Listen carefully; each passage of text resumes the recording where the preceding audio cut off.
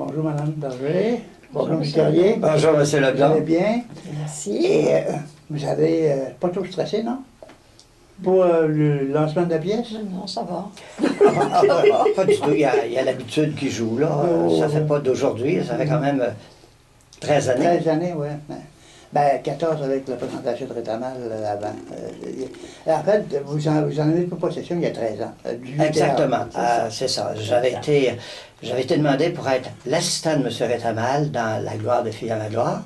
Et puis, finalement, en cours de pratique, il a décidé de laisser tomber puis de me passer la main, là. Alors, moi, j'en ai profité pour prendre cette pièce, c'est une dramatique, là, puis la changer en pièce comique. Et puis, je pense qu'on avait eu raison parce que ça avait été quand même un bon succès. C'est à la suite de ça, d'ailleurs, que la TRB, la troupe du Roi Berthe, a toujours continué à exploiter le genre comique. On s'est aperçu que les gens qui recherchaient du théâtre, une activité culturelle, là, du théâtre pour occuper la soirée, en général, ils recherchent quelque chose de drôle, quelque chose qui les fait rire, parce que ce qu'ils veulent avant tout, c'est oublier leurs soucis, les tracas accumulés durant tout le temps, là, puis mettre ça de côté, puis passer exactement, puis c'est ce qu'on leur offre comme produit. Riez. Et vous, Madame, vous avez écrit, c'est une première en fait, c'est une pièce originale écrite par vous, Madame Berger. C'est ça. C'est une belle surprise. C'est une surprise. Qui s'appelle comment? Ça s'appelle Résidence Plein Soleil. OK. C'est ça, je me suis mis à cette activité-là en 2009 et j'ai travaillé cette année-là et je suis allée avec mon cœur. C'était vraiment un projet de retraité. J'étais dans l'enseignement auparavant. Et j'ai aimé écrire. Mais avant de me lancer, c'est ça, j'ai présenté ça à Jacques, avec qui j'ai toujours travaillé d'ailleurs. Et c'est évidemment une comédie où on s'est laissé aller dans nos rires, dans notre folie, dans nos exagérations également. Et on est allé, Jacques m'a donné le OK, puis d'ailleurs, il a retravaillé avec moi l'hiver dernier sur cette pièce-là.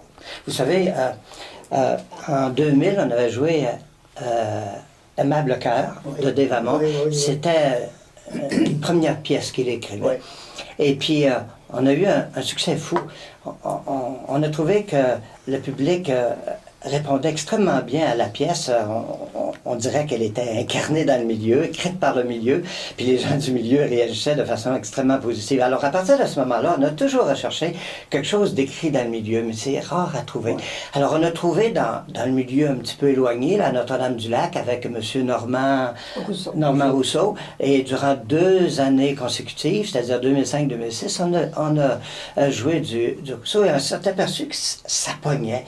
Et puis, on a, depuis ce temps-là, toujours cherché à découvrir la perle rare. Puis quand elle m'est arrivée avec ça, j'ai été surpris. Vous savez, quand je prépare le théâtre d'été, je lis au moins 40 à 50 pièces, là, puis j'essaie de prendre celles qui correspondent le plus à nos goûts, à nos besoins. Vous savez, on est des amateurs, puis nous autres, on n'est pas payés, puis ce qu'on veut, c'est s'éclater, puis avoir du fun, puis communiquer ce fun-là aux gens qui sont dans la salle. Alors, quand j'ai lu sa pièce, j'ai dit, Seigneur, j'ai tout lu ça pour rien, puis c'est celle-là la plus belle.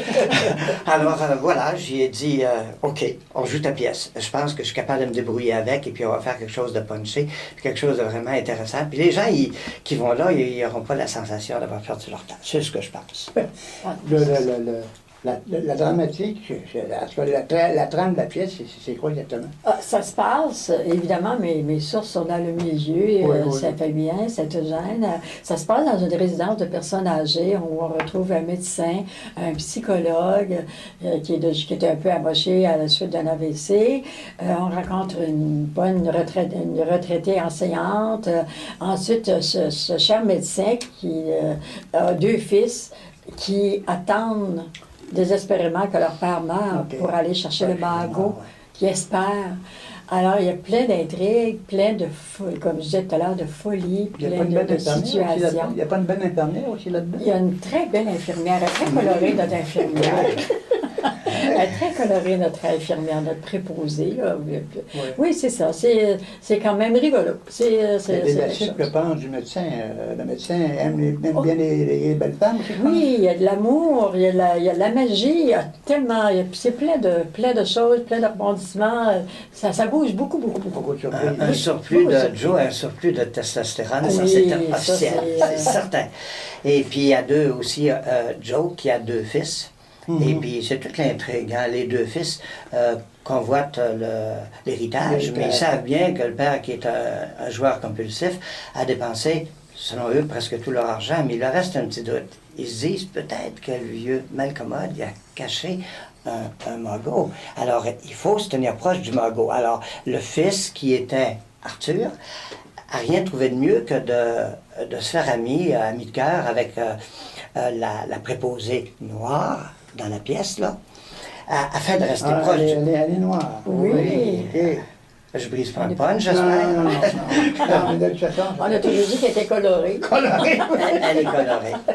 Alors, c'est ça. Il se tient proche de la noire là, pour la préposer, pour essayer de découvrir où est caché ce fameux magot. Puis finalement, ça va jouer contre eux, parce qu'il y a une loi qui dit « respecte ton père et ta mère », mais quand on le fait pas, on se fait toujours avoir.